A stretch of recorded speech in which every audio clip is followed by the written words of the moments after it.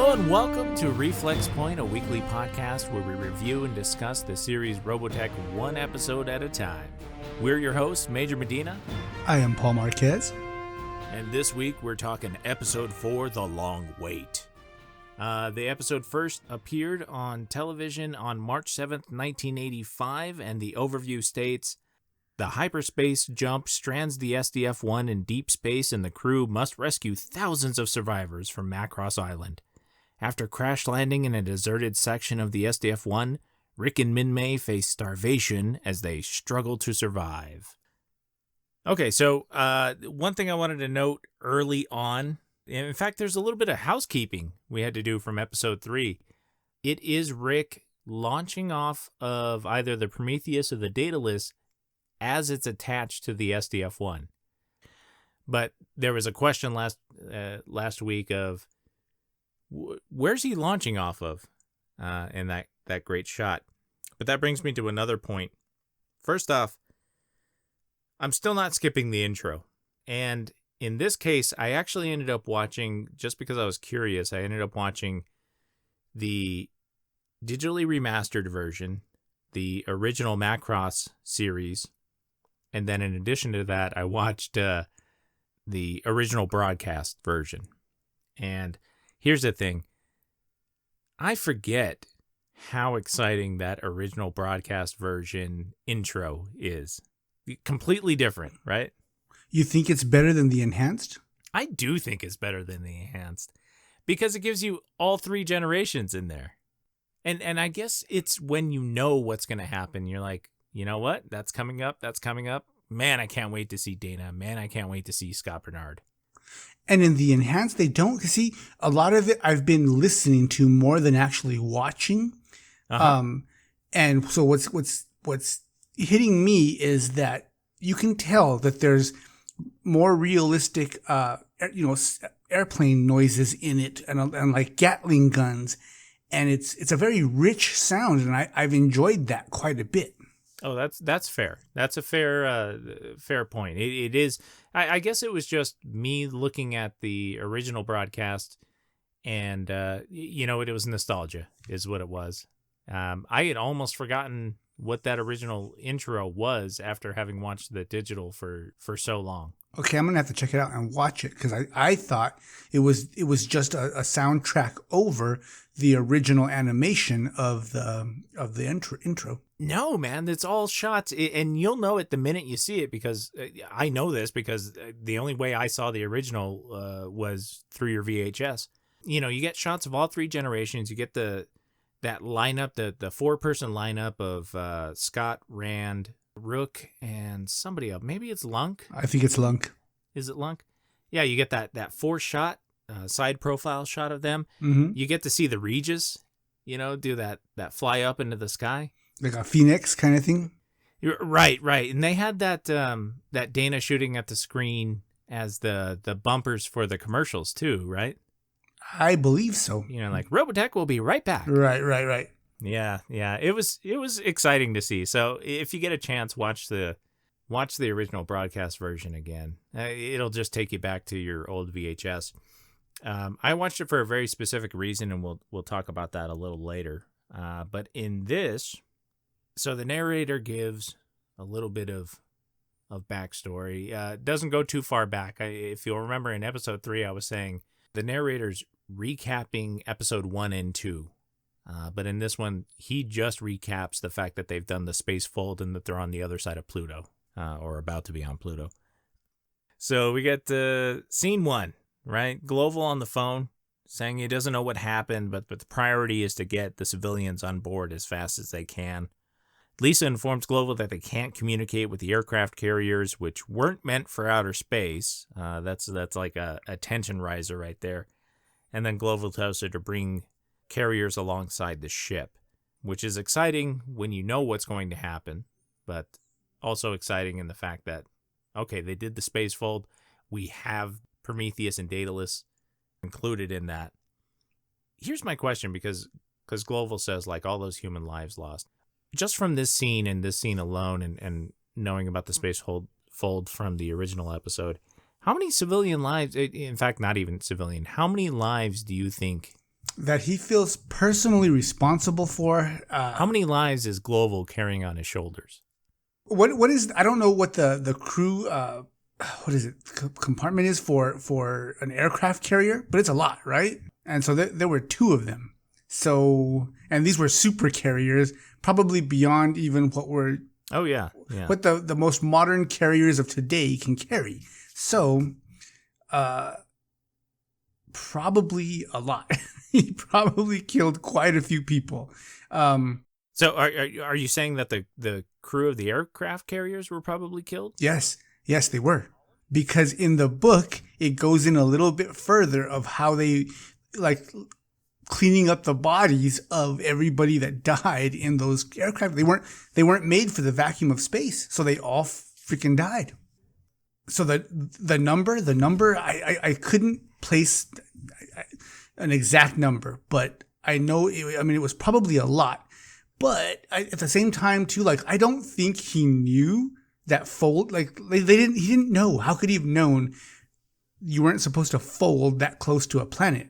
You know, that was the first space fold ever completed by humans. Right. But in a very short period of time of the fold, he has been informed of three things. One, the fold system's gone. Two, they're not on the other side of the moon. They're on Pluto. And then three, that it brought the island with them. So he's being hit with all three of those things pretty quickly. Yeah. And so I guess I could see how he would feel responsible for that.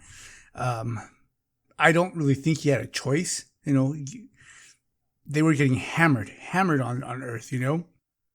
No, we talked about this last time. There was no choice, and Claudia sure gave him a bunch of guff right before they did the space fold that he needs clearance and all that, and we decided it was a good choice.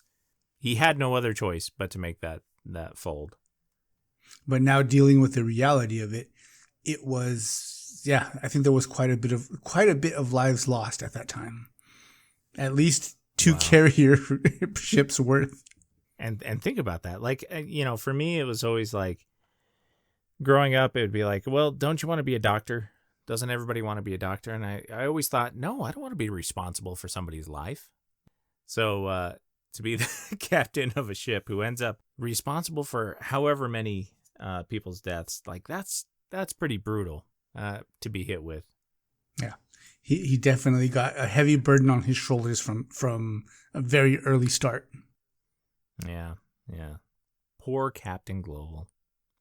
So it cuts over to Rick and what the narrator describes as his new friend. Exactly what I have here too. They are deep within the hull of the SDF-1. Rick tries to get his fighter operational. At least that's what's in his mind. That's his plan. The fighter's caught on wires, literally hanging about, I'd say, like 8 feet off the ground. And Rick is trying to cut it loose or just get the ropes off of it, get the wires off of it. Right, because it was upside down, caught in those cables, right? Yeah. Okay, so a little bit of research I did on that. So his fighter is a light fan jet racer. It's nicknamed the Mockingbird. It was a gift from Roy to Rick after the end of the Global War. And that comes from the comic From the Stars. So now we have a name on it. Nice. The Mockingbird.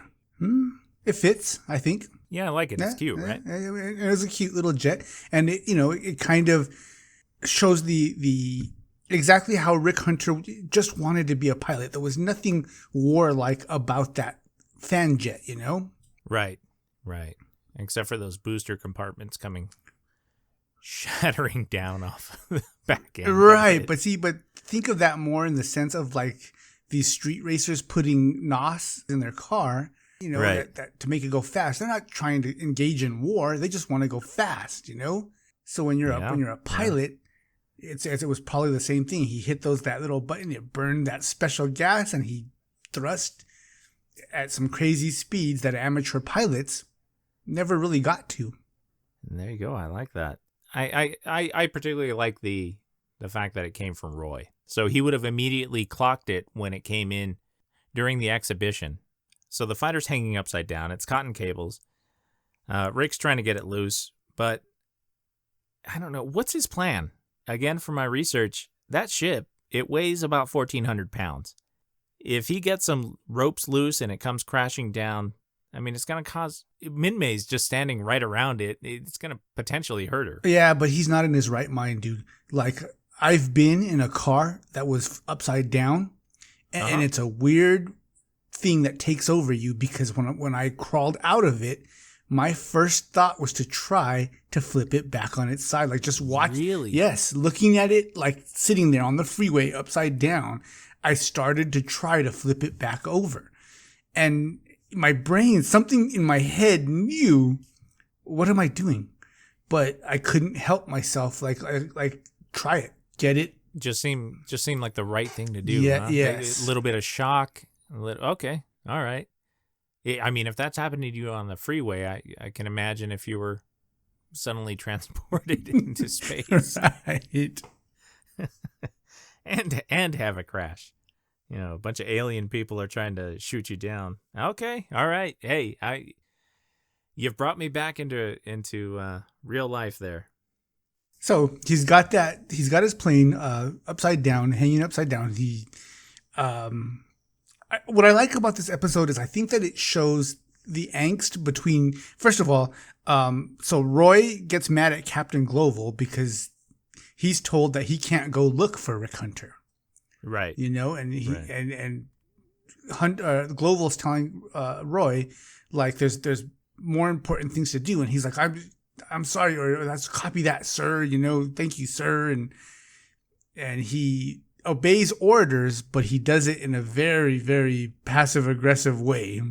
Yeah. Do you know who did that before? Who? Claudia. Remember, Claudia was giving him guff about doing the space vault, right? Yeah. And then did the, yes, sir, Captain, sir. Right. Like, these two are made for each other. But it does add a refreshing element that because every good leader has to have someone that can tell them, dude, like, no, we can't do that, you know? And here's the thing that stood out to me about Global. So Claudia's arguing with him, telling him you can't go look for your friend. Who knows if he's out there and what have you. Because there's, and man, this number comes up a lot. There's 70,000 civilians, right? It's the fact that Global gets on the line and says, look, I understand you want to look for your friend, but we have 70,000 survivors, civilians. We need all the officers on hand to keep everybody safe. To me, the thing that stood out was he didn't need to tell Roy that. He didn't need to give an explanation. He's the captain of the SDF-1. Right, and that's what a good leader does. You know, occasionally he tells you why. He's not obligated to. No. He didn't have to do anything, but he went ahead and told him. Understanding is not a requisite of compliance, you know? But every now and then, it's good to hear, okay, 70,000 people, maybe I am needed elsewhere. Yeah, that makes sense. Where it's like, yeah, but I want to do this. Well, that doesn't really help everybody, does it? No, I guess not. It's just it was a nice touch. You know, there's a couple of nice touches in this episode.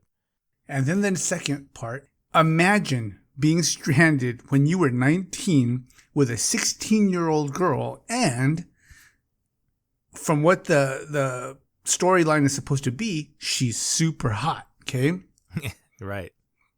So you're at the peak of your sexual, frustration, whatever you call it. And now you're stuck with this 16-year-old girl who you're just like, wow, this is the best thing since sliced bread. Yeah. I don't know. It was clever the way the whole episode played out, that angst between, because look at, given if you were in that position, you probably would not have tried to put the moves on her, okay? Yeah. But in the one scene, okay, so first off, they're exploring, they're trying to see where the hell they're at. and she wants to take a shower. Okay. Okay, well, hold on. Okay. Before we get to that, let because there's a couple of things I have to pick here. Okay, go for it. So Rick and Minmay go walking through the ship, right? And they come across these pipes that are decorating the walls of the ship, and they're leaking. So in my head, this is a brand new ship, and by that I just mean that they've gone through the ship. They've researched every inch, and they've tried to rebuild everything. Yeah, this is alien tech. Remember, the Zentradi couldn't even recognize it. So yeah, in all intents and purposes, it's a new ship. Remember, Britai said, that's Zora's ship, but what's happened to it? Right. So it's already got leaking pipes. I'm guessing that's from the damage sustained in the spacefold, or is that ship like, I don't know, designed to give like that creepy feel like the Nostromo from Aliens, or like what I imagine walking through the underground catacombs of like Disneyland would be like.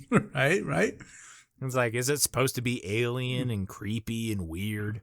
Well, definitely yes, but it makes you why the leaking pipes? But it makes you wonder why the leaking pipes, because if the goddamn SDF-1 has a radiator, you would think that a spaceship would have a better cooling system than that, right? Well, you got to cool down the reflex furnace, right? Well, couldn't you use the vacuum of space to cool down your engine? Well, sure. So the other part, they come to a room, right? They come to effectively a dead end. They open up the room, and it's filled with scrap parts. Again, it's a brand new ship. This is maiden voyage, man. I'm sure they haven't taken the protective plastic off the back of the monitors, and there's already leaky pipes and like a room that's like a junk drawer.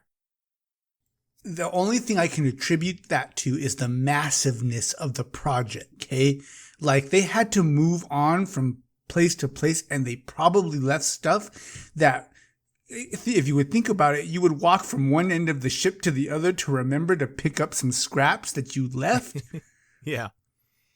It probably wasn't that important. Wherever they were at was not always visited, Yeah, it wasn't operationally important. So I'm following you with here. This is why I'm bringing it up, because I want you to bring me home on this one. It kind of makes sense. This is an area that's not visited a lot, and it reinforces just how big the ship is, that they're hitting a dead end, but they hit a room filled with junk parts, basically, or spare parts. In fact, I'll call it spare parts. I think Rick calls them junk parts, or... Yeah, and it's a stretch. You've got to allow for some, that doesn't seem quite right, but... I think you're right in the sense that it is trying to let you view that, man, this ship is enormous, Yeah. Because Roy set that up in the last episode. What was it like? This ship is bigger than you could possibly imagine. That's why he told them to stay put right before they did the fold. Right, and he was absolutely right. And of course, Rick didn't listen. What did he do? The first thing he did is, let's try to get out of here. Let's get the hell out of here. Yep. Again, to me, little cowboy flying ace, we're going to get out of here. I'm going to save you, Minmay. Yeah, but sometimes it's hard to wait, man, Yeah, so what's... Okay, so that those were my bones to pick with that scene, right? Let's go back to Roy giving a bunch of shit to Global. What I think is funny is... So I mentioned that Claudia is the only other one to have spoken to Global that way so far. And when she cuts the communication with Roy to Global, she calls him a hothead. I think it's funny that she's the one calling him out for being a hothead when she's the only other one to have spoken to Global in the exact same way. Yeah, no, they definitely both have a penchant for maybe not questioning, but standing up to authority, Well, probably behind the scenes, her and Lisa had talked about Rick Hunter and what a little shithead he was. And so she was probably at that point like, Roy, forget that dude, yo. Just do your job.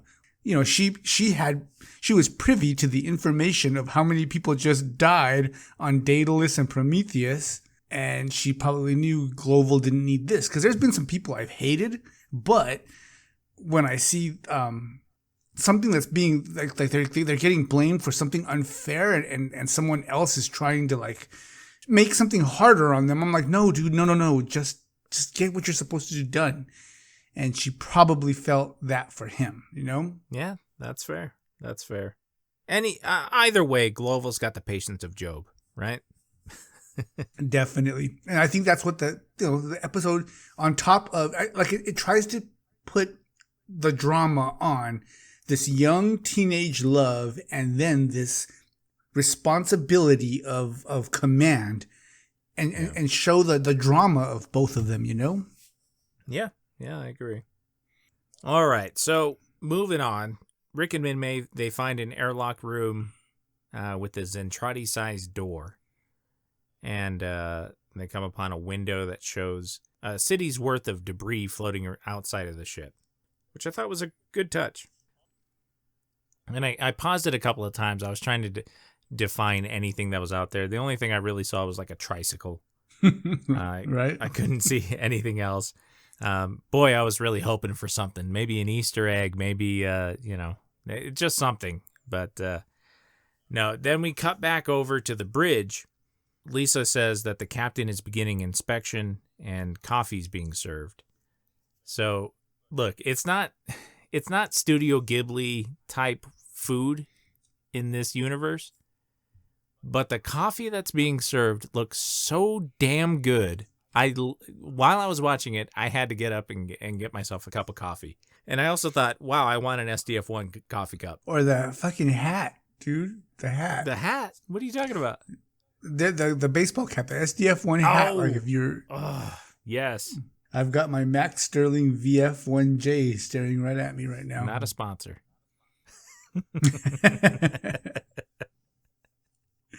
But, okay, so they're serving coffee out on the bridge. It's all the bridge bunnies, right? And look, if the endless memos and emails I get from work are any indication, you should be using a spill-proof cup around all that technology, right? Right. Like, I think Protoculture is waterproof, homie. But here's the thing: I do like the choice for them to be making coffee. Not only do you have Global saying, in the last episode, it's going to be a long trip, but they just went through this high anxiety, high adrenaline issue of alien attack, space fold, realizing where they are. Holy crap, get these people on board. 70,000 civilians out here. 2 carriers worth of people dying. Dude, oh man. That's such a bummer. It was a total bummer. When I read the book, that made me go because it talked a little bit about the recovery mission and clearing all those bodies. And I was like, oh God, I didn't even think about that. Wow, that's brutal. All right. But yeah, well, it kind of undercuts what I was saying. Just, all right, well, we've been through all that. We're safe now. Let's go ahead and have a cup of coffee. But wow, well, 2 carriers. No, I don't even right? think it's that we're safe. It's just now, now there's a pause. You're right, a pause. I misspoke. Absolutely. And let's have a cup of coffee. Because what else? If you just sit there, you're gonna go crazy. And it's not like you can go to sleep anyway. Right? Exactly. Let's have a cup of coffee. I'm gonna be up for the next, I don't know, however many days it takes to get back to Earth.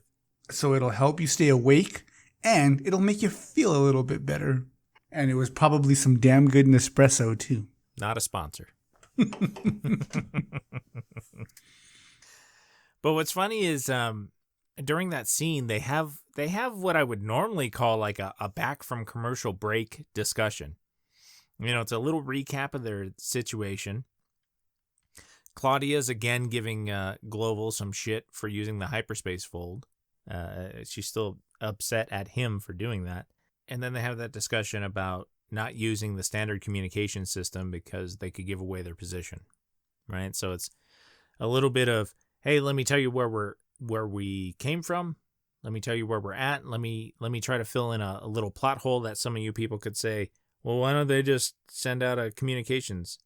And it's like, well, because we can give away our position doing that. Yeah, I do remember that. And so from what I remember, they didn't, right? They didn't broadcast anything to Earth? They didn't, but the whole conversation's interrupted. RX-24 Block Sector Command Post Leader wanted to speak with Lisa. And that was another thing. It's subtle. In fact, it's really only something you're probably going to think about if you're breaking down these episodes like we are. But RX-24 Block, that's assuming... It's not assuming, but it's kind of saying, like, there are so many blocks, we had to start, we went through A through Z. Right. Then BA through BZ. All the way up, we're all the way up to RX. And that's not even including the numbers of 24. So RX-24. My goodness. How big this ship must be, right? It's a biggin. So we cut right back. Well, I mean, Lisa gives her so much for a coffee break. So we go back to Rick and Minmay. Realize that they're at another dead-end passage.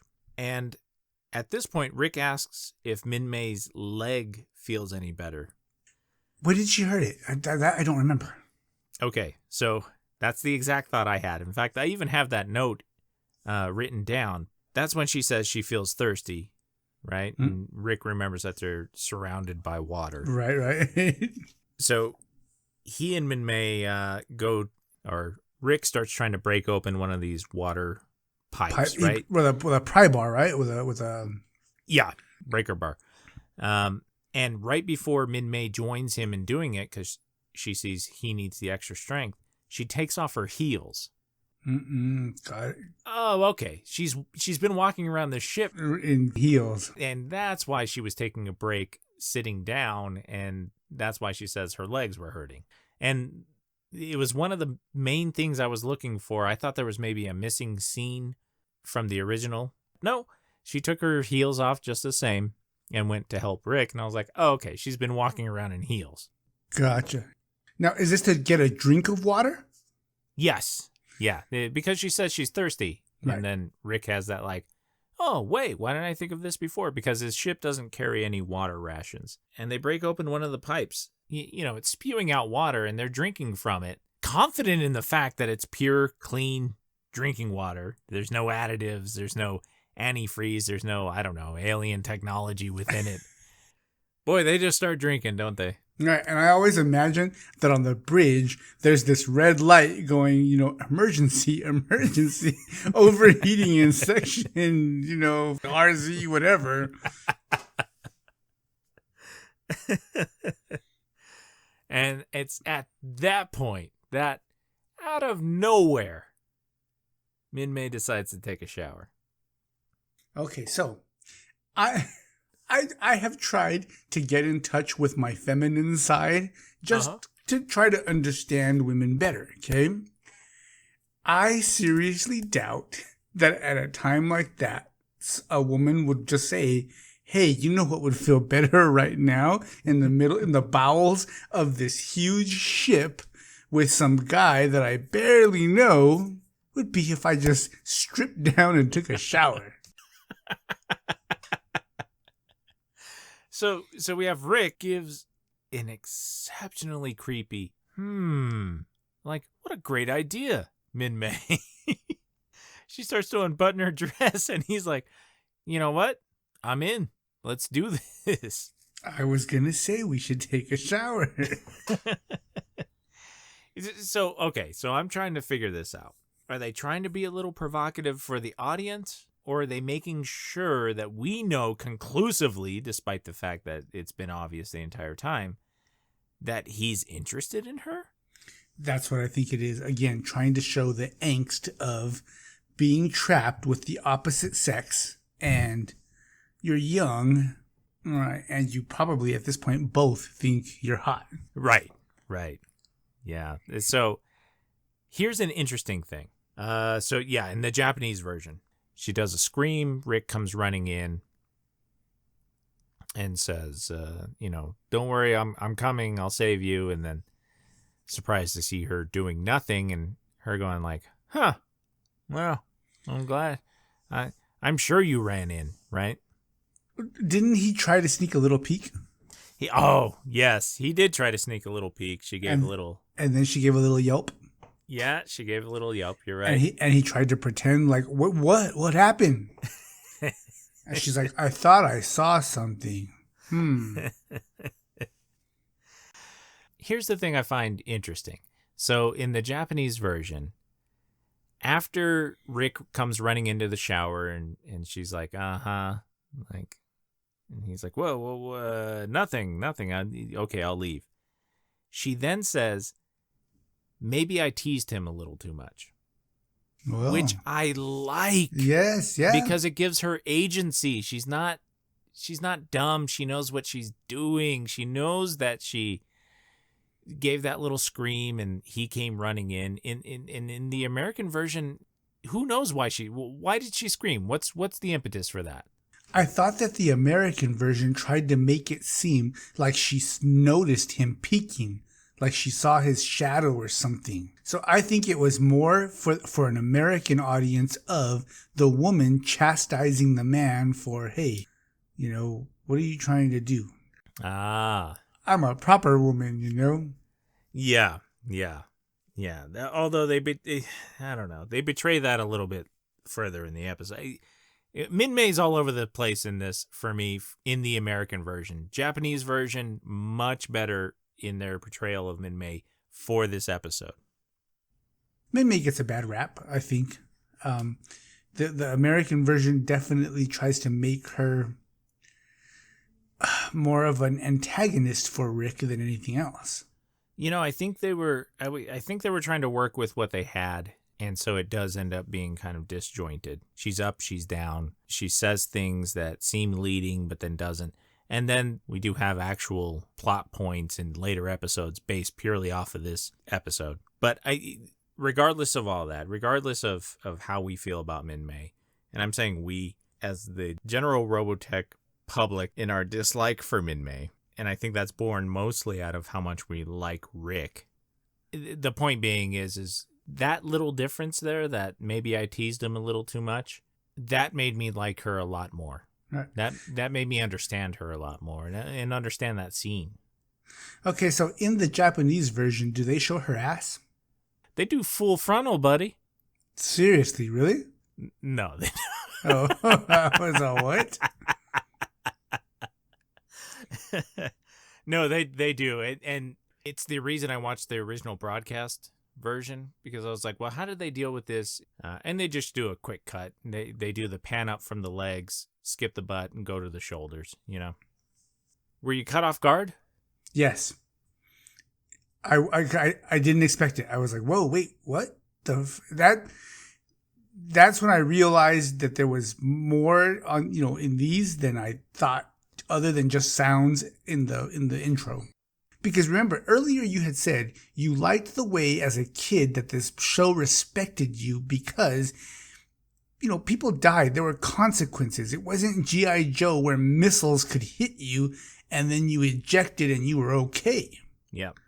So if you were a kid and you were just flashed a bit, it wouldn't have been that big a deal. You might have been like, whoa, but then you would have been like, okay, I get it. Like, that's her butt. And then moved on from there, That's why like Europeans and different countries their whole view on sexuality is so much better than ours because we're still suffering from the Puritan view of like everything should be covered up. And if you show ankles, you're going to hell. Yeah. And it's not like that. It's not. I hear you, but there's no way you're showing this Saturday morning on Fox, right? No. But when I saw you would never see April O'Neil's butt. Right. But then again, April O'Neil would never have said like, all right, I'm going to take a shower. Right. I'm glad we got away from Bebop and Rocksteady. Right. I think that's what hit me the most on this is for all for all her innocence, it seems like a misstep in her character that she wants to take a shower right now, does that fake scream to have him come in. Right. Because shortly after the shower, she's there making faces at a reflection of herself in the cockpit window. The creature with no arms, I believe she says. Remember? Okay, because he gives her his flight suit, which might be a bit big for her, but, you know, she can wear it. Yeah, she goes from, well, I better take a shower, to making faces at herself, you know, which maybe, I don't know, maybe, I don't remember being 16 anymore, but that may be what happens. It's kind of an up and a down kind of thing. But, right. For a 16-year-old female, you're probably all over the place. Yeah, but if she knew what she was doing originally, if she was saying, like, I was teasing him, maybe I went a little too far. That, I don't know, it at least gives her some, again, like agency in her own skin. Gotcha. Okay, so she finishes her shower and gets dressed in the flight suit. And we have some more banter, which is good. They're developing a relationship, and I can appreciate that they're taking an episode to do this. And they're also showing that Rick at this point is overly confident, and Minmay's continually teasing him, kind of about that overconfidence. Right, like they're busting each other's balls, right? Yeah, and then that's nice. It's good to hear. So then later, Rick finally gets out of his flight suit, which I like, because he's no longer wearing that neckerchief. And look, I'm sure it has an important tactical use when flying the Mockingbird, but boy, do I hate it. I hate the neckerchief. It's Fred from Scooby-Doo. That's exactly what I was going to say. Oh, my God.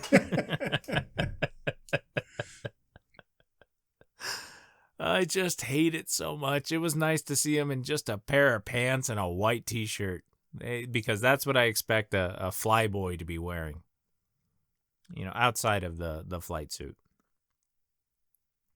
So as they're talking, one of the things that I really liked is that Minmay says that she's worried about her family. Man, I think that's a nice touch. Yeah. Because that's some realism right there. Yeah. Yep. And then we see that there are mice on the SDF-1, which kind of made me look forward to like a mouse roasting scene. Well, before that, doesn't they kind of reflect on their situations? Like, doesn't Rick talk about the war? Like reflecting on the situation. Yeah, he talks about how it's crazy that he came to just see his buddy on Macross Island, and instead he ends up being in the middle of a war. Right. Yeah. And he's like, I didn't want any of this. And she talks about how she's worried about her family. Yeah. And that kind of, I think that kind of foretells a little bit of just how far apart they are, Wow. Yeah. That's really, that's a good point. I don't know. I think at that point it starts to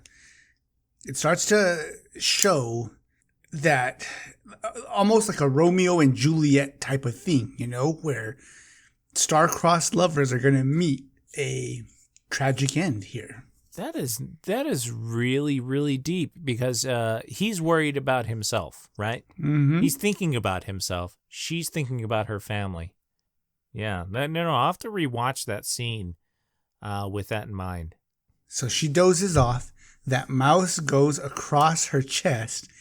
And that's exactly the type of unlucky bullshit that would happen with you, as you're trying to comfort somebody you think is pretty hot and she thinks you grabbed her. And you're like, wait, no, I swear to God, I didn't do that. Luckily, there's a bunch of other rats, too. Or mice. And she's like, oh my God, a mouse. And you're like, oh, really? Oh, man. Again, like, they see that there's mice on there. And, okay, so on the one hand, I have the two parts of my brain working. On the one hand, I'm thinking, brand new ship, mice living on it. junk room, leaking pipes. But on the other side, I'm like, hey, look, there's mice. We got something to eat. We got fuel, and now we have some mice. So we got protein, and we have water. Let's not worry about a damn thing right now. Yeah, well, and you cannot argue the tenacity of mice, man. Mice have been on ships where they're the ones that were floating in the water, in the 1300s to now. They find a way, All right, fair enough. And we're about to go to commercial break with the narrator scaring the shit out of us, saying they don't know how close they'll come to death. Man, right. That's good writing. Right? It's and we're not knowing, and you're like, oh, they're going to die? Yeah, how do you not stay tuned, right? Are you pulling a Psycho on us, and this is the Janet Leigh character? Okay, so at this point, don't they cut to a scene now where Minmay is counting the days on his turbofan jet? Yep. They're on day 5. Like, she doesn't mean to do that to something that you're in love with, but she's like, oh yeah, let's just scratch the fuck out of your paint job here. Yeah, which again, in their duality of thought patterns, right? Like, because she's like, we need to keep track of how many days we've been here, and he's like, hey, we're gonna get out of here soon. Quit fucking up my machine. Yes. Yeah, and again, that he's overconfident and she's realistic. Yeah, you know what? I think that tracks throughout the entire series. She's realistic, and he grows. He becomes less confident in himself, and then more confident in himself. But yeah, he finally comes to that point where he's able to realize that he doesn't know what he doesn't know. So, because he's older. He's older. Yeah. Yep. Not by much, but you don't have to be much. There's a certain point, like the difference between a 13-year-old and a 15-year-old can be different, like really different. Right. So then we're going to cut to a cafeteria scene with Claudia and Lisa, purely there to tell us that they're rebuilding the city inside the ship. 70,000 survivors, right? Again, they say it so many times in this episode. I kind of got sick of it. In the Japanese version, it's 50,000, by the way. Really? I don't know why the difference. Can't figure out a reason why it's 50,000 versus 70,000, but yeah. Because in America, we can save more people. So back to the narrator, back to Rick and Minmay after that very short cafeteria scene. Rick can't find a way out. Then Rick comes up with this idea to go out the airlock and enter in through another airlock above the level they're at. And that's when he's going to put on his flight suit and go into the fucking vacuum of space, right? Right. Yeah, that's a great idea. Yeah, it's perfect. It's flawless. What the fuck could go wrong with that? That sounds like a 19-year-old idea. I don't know. Okay, but here's the good thing I can take away from it. They had his flight helmet hanging upside down, and they had all the food in it. And I'm guessing that's to keep it away from the mice. Yeah, that makes sense. Because he starts throwing out the cans of the rations inside there. He starts throwing them out of the helmet, and they're empty. So here's the thing. It wasn't needed. They didn't need to include that. I thought it was a great touch. That his flight helmet was hanging upside down, and they were keeping the food in there. Because you got to keep your food raised, Right. They're going to get into it, Yeah. But let's go back to it. What a terrible plan, right? I don't know if I would have had this in 19. So they see a big-ass fish floating around, right? And they're like, tuna. Oh, man, they both say tuna. And okay, I'll be honest, not a moment goes by when I don't pass by a butcher or a deli and I see tuna that I don't think of this scene, right? Yeah. Hey, I've been on some deep sea fishing trips where I've caught yellowtail. Yeah. And as I pull them bitches up, I'm like, I feel like Rick Hunter in my flight suit pulling that fucking thing up onto the ship. Oh, but here's the thing. that helmet only goes down to like near below his lip, right? Yeah. So he's got to use that goddamn neckerchief to make up the difference. I don't know in the cold vacuum of space if a neckerchief is going to really make the difference between life or death. Not to mention, there's no compression within the suit. Holding your breath doesn't work in outer space. You would actually have to expel all of the air out of your lungs. Yeah. I'm not. That one was a stretch if there was any stretch to be had. Right. Okay. So let's forgive them for that just because of the great story they gave us. All right. So we have what is literally to me the first stretch we have to make, the first real stretch we have to make. Right, where there's no forgiveness. Like you can't go around and say, well, maybe this, maybe that. Because I give it every effort to be like, this could have happened. This could have happened. Yep. Maybe this, On this one, I'm like, fuck that. That fish wouldn't have even been there to begin with. And I'm not. You know what? I'm giving him the fish. You can have the fish. Okay, so he's got the neckerchief of power, and he survives this. So he pulls it in. They cut off the head of this fish, but it's big enough for them to last for a while, right? Yeah, it's gigantic. And again, in my head, they have rats. Let's stop worrying about food. And so then it kind of leads though into a scene where they talk about their dreams. Yeah. This is where you learn she wants to be a singer. Uh-huh. And then she does a little song. This is 12 days into it. If you're watching, she starts to sing "To Be in Love." So, number one, it's a love song. Okay, so we know what is important to her. It's a love song, and regardless of what you think of it, you got it in the show. It's Vanessa Williams singing the greatest love song, Oh, wait a minute. No, I guess we don't have to update that for any of our listeners, right?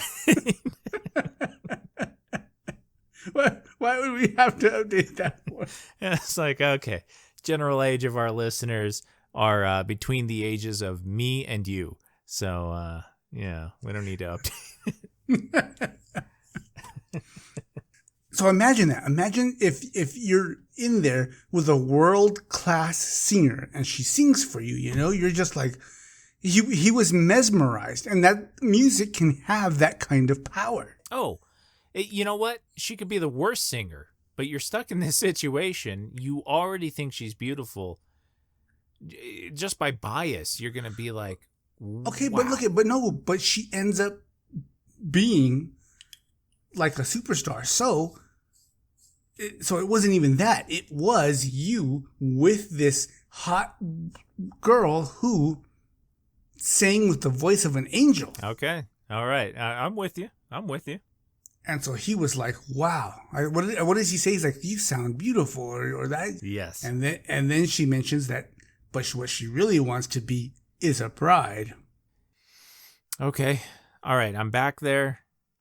The girl I like and am stuck in a hole with just sang amazingly. After 12 days of being stuck with her, by the way. Right. Yeah. Yeah. Then she hits you with that. She wants to be a singer. She's been training to be an entertainer. Well, yeah. Okay. Yeah.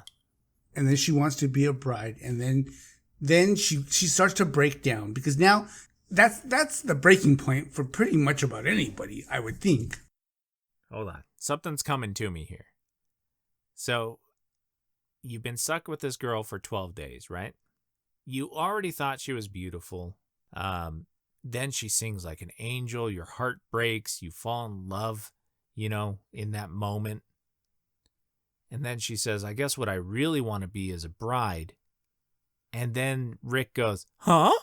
With a musical cue to add to it. Then then that spell gets broken, doesn't it? Yeah. Yeah. Okay. So we can allow that because that's just that little bit of comedy that we were talking about. that Right. worked in the other episodes. Because it's like, I mean, what is it? It's like, it's the silliness that I think comes from Japanimation, where if you've ever watched Dragon Ball Z or Pokemon, any kind of surprising situation, they have to overemphasize with that, huh? I get it with the but they also had to throw in the musical cue. They're like, "Meow." What I attribute it to is that he's been trying to control himself for this long. Mm-hmm. And then that, when she throws that there, it gets just harder for him to control himself, All right. Mm-hmm. All right. Okay. And she wants to get married, right? Yeah. Rick gets all, what? And we figured that it was because he was, trying to control himself. And now she wants to talk about getting married. So then she says, and now I'll never get a chance. Yeah.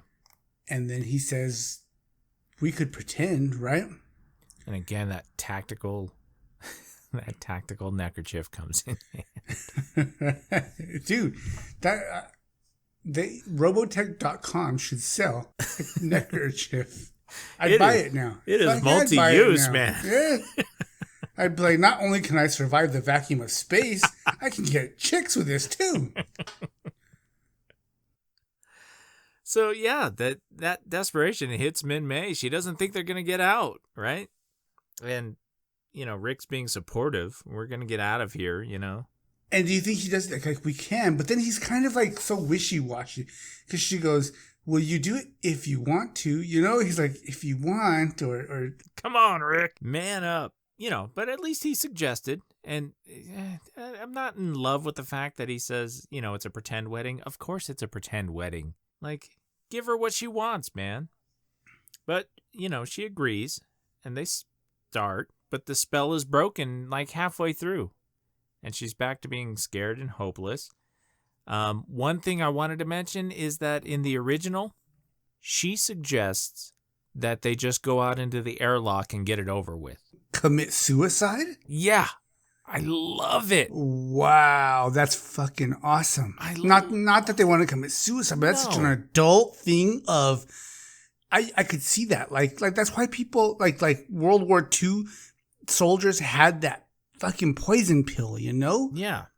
Yeah, that's like that telegraphs the hopelessness that she was feeling. Like, okay, I'm able to take we're gonna do a pretend wedding. Great.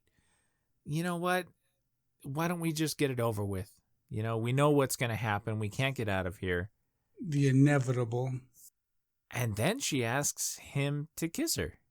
Which is why he's like, if you want. Right. Dude, would you have said that? In the Japanese version, she doesn't ask that. They just start giving eyes to each other, and which is way better. Way better. Yeah, and they start pursing their lips, and then the ceiling caves in, and we see them that Macross mayor. And I could see why he passed out. Yeah, right. So they're raised up to the next level, and Rick is swarmed, man. Like Minmay gets.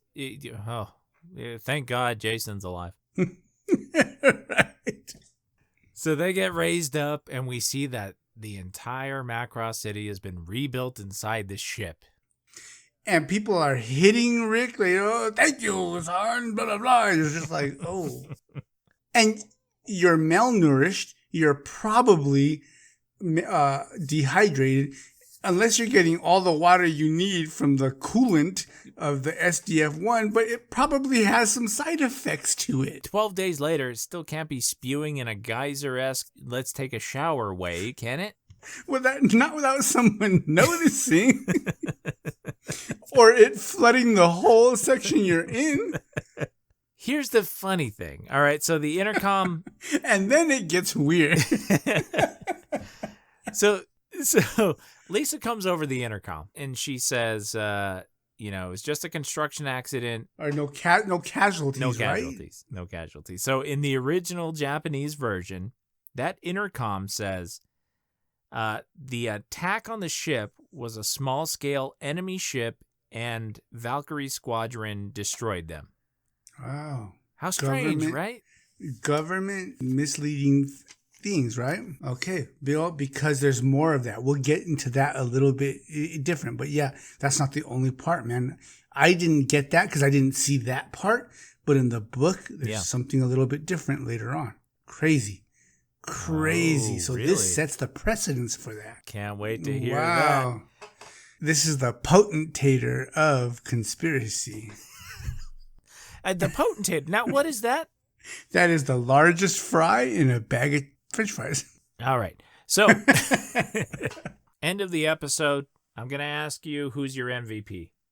Learning what I've learned from you explaining to me a little bit about the Japanese version, I'm going to say Minmay. Because I've always wanted it to be. I just couldn't allow it back when I only thought she was kind of shallow.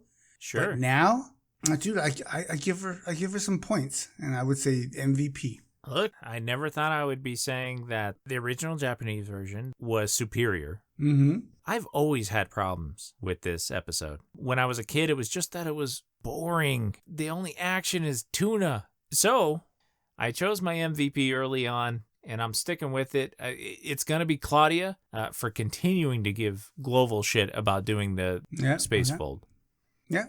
I like that she has a consistent character. And in this episode, she's so, she's only got those two little parts, okay? Yeah. But, and it's easy to miss it if you don't really understand the dynamic of what's going on with that scene. Yes. Yeah, I'm definitely giving Claudia my MVP on this one.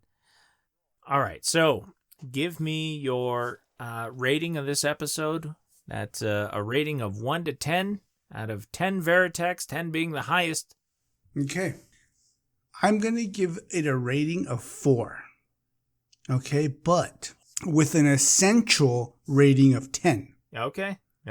This wasn't the most exciting part of the story to tell, but it was something that needed to be told. Wow. Because you agree with me. I was going to give it a 4. I thought it was going to be shocking to you. It was just boring. It was long. It was a bottle episode in a cartoon. There's no explosions. Except for a wall caving in. There's no Veritex. I didn't like tuna at the time. I don't know where the hell she got the pan big enough to boil a tuna head that size. Okay, so you gave it a 4 rating, just like I'm giving it a 4. Yeah, I was going to give it a 4, and I thought I was going to blow your mind. That's nuts. See, great minds think alike, man. I'm telling you. Wow. Well, here we are at the end of the episode. All right, so I want to give a shout out to Professor, who gave us some encouraging words when he found out that we were starting this podcast, and man. Thanks for the kind words. That was amazing. That was amazing to hear from somebody. Thank you again. And everybody who's listening, I hope you're enjoying this.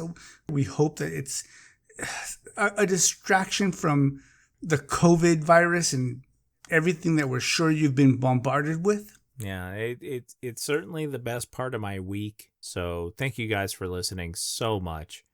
And every little listen that we see adds up. We get super excited about. It's an honor to have anyone who's listened and enjoyed this. It's a super honor, yeah? Yeah, absolutely. Every time, you know what? When we started this, I said, if nobody listens, this is what we would be talking about anyway. All right, fair enough. Well, we'll see you guys next week. Thank you again for listening and become part of the conversation.